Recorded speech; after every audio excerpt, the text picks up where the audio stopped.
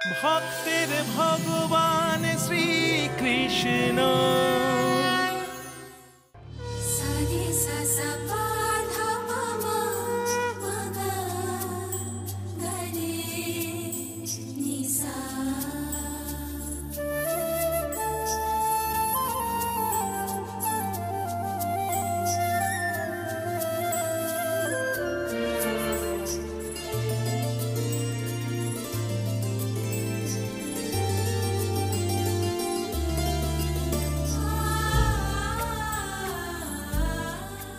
আয়ুষ্মান ভব।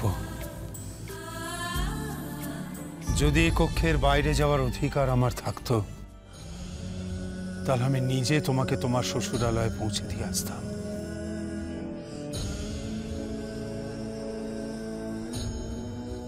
আমি তোমার পিতার কাছে প্রতিশ্রুতিবদ্ধ ছিলাম যে তোমাকে নিজ কন্যার ন্যায় আমি বিদায় জানাবো।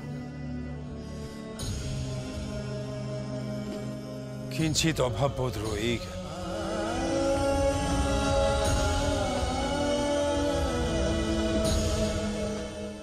কুমার বসুদেব,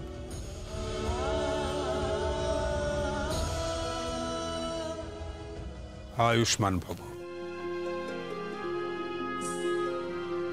এতদিন দেবকী আমাদের ছিল, আজ থেকে সে তোমার।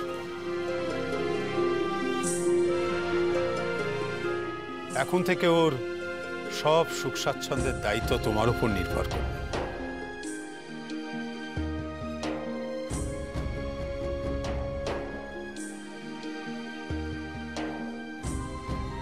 কুমার বসুদেব, এক বিশেষ রাজনৈতিক কারণে তোমাদের এই বিবাহ।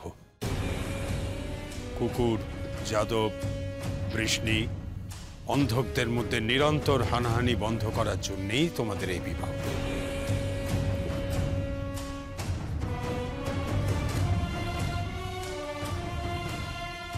তবু তোমাকে অন্তরের একটা কথা ব্যক্ত করি। মথুরায় ধর্মরাজ্য প্রতিষ্ঠার জন্য, গণতন্ত্র প্রতিষ্ঠার জন্য,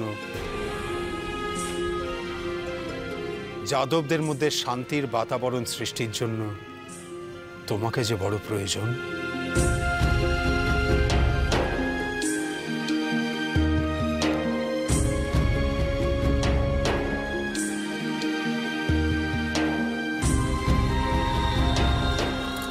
অখণ্ড সৌভাগ্যবতী ভব, তেজস্বী পুত্রে জন্মী হও।